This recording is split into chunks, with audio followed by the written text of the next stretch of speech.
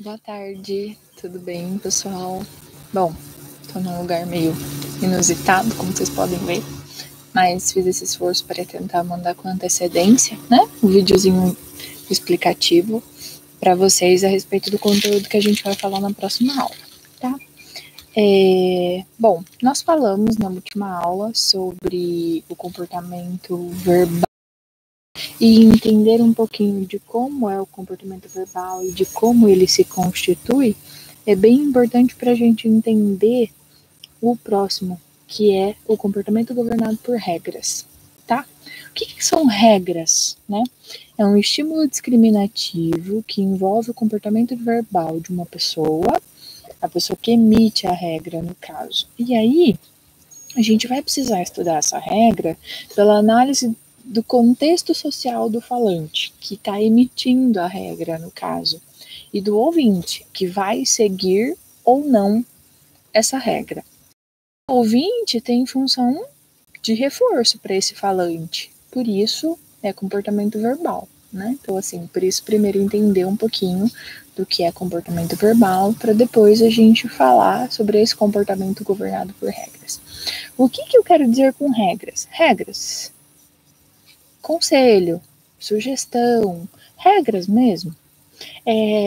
Eu não me lembro em nenhum momento da minha vida de alguém dizer para mim que eu tenho que pôr roupa para sair em público, mas eu sigo essa regra, porque culturalmente falando eu sei que isso é importante, certo? Então, algumas regras, elas nem são tão bem expostas, elas nem são tão bem explícitas para nós, mas a gente segue, né? Porque na nossa cultura, muitas dessas regras, elas vão sendo passadas de geração para geração. Então, eles são gerados nesse ambiente, né, no caso social, em que nós vivemos, e o Skinner já alertava uma coisa, que a descrição de uma contingência, né, contida em uma regra, ela não necessariamente vai ter o mesmo efeito que um contato direto com essa contingência. Como assim? Algumas vezes, determinadas situações para entender que a gente não deveria ter feito aquilo.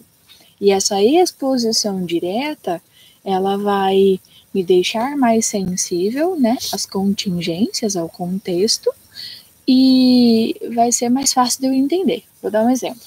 A mãe fala assim, não põe o dedo aí que dá choque. Não põe o dedo aí que dá choque. Você põe mesmo assim e leva o choque. Qual foi a diferença, né? Da mãe ter dito, ter falado que não era para pôr o dedo porque ia levar choque. E o fato de você ter, de fato, colocado o dedo e levado choque, né? Então, assim, estar exposto àquela contingência faz você aprender de forma mais rápida, mas também entrar em contato com alguns estímulos aversivos, que é ruim, né? Então, assim, os humanos formulam regras derivadas de instruções recebidas ou derivadas da experiência passada, né? Então, eu passei por alguma situação e eu crio uma regra que é importante, né? Para que as pessoas não tenham que passar pela mesma situação que eu passei. Lembra que eu falava que o comportamento verbal, controle da musculatura verbal, possibilitou algumas coisas relacionadas à cultura, né? Porque a gente pode ir passando o nosso conhecimento de geração para geração. Que mais? Para os indivíduos mais jovens ou para aqueles com déficit no desenvolvimento, a modelagem do comportamento ainda é um procedimento mais eficaz para instalar novos repertórios ou refinar os antigos.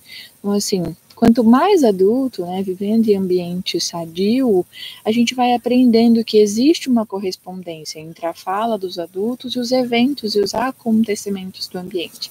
Então, a gente fica mais suscetível a seguir as regras, certo? Então, assim, deem uma olhada, né, no conteúdo, no material. Eu vou mandar um pequeno resumo para vocês, mas é super importante que vocês tenham acesso também ao livro, tá? O livro do Baum, capítulo 8, né, que fala do comportamento governado por regras. E, por enquanto, é este que eu tenho de indicação, né, para ajudar a gente no entendimento desse conteúdo.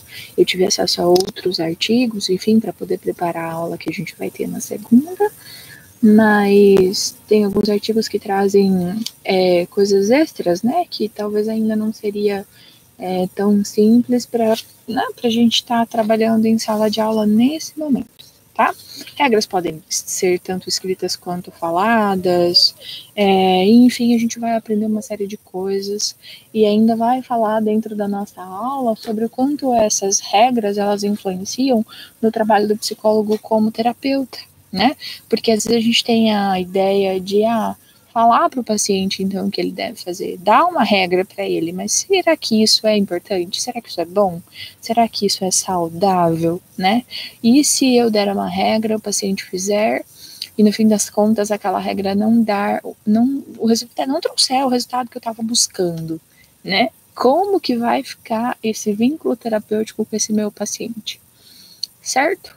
Então, bom final de semana para vocês e até segunda. Tchau, tchau.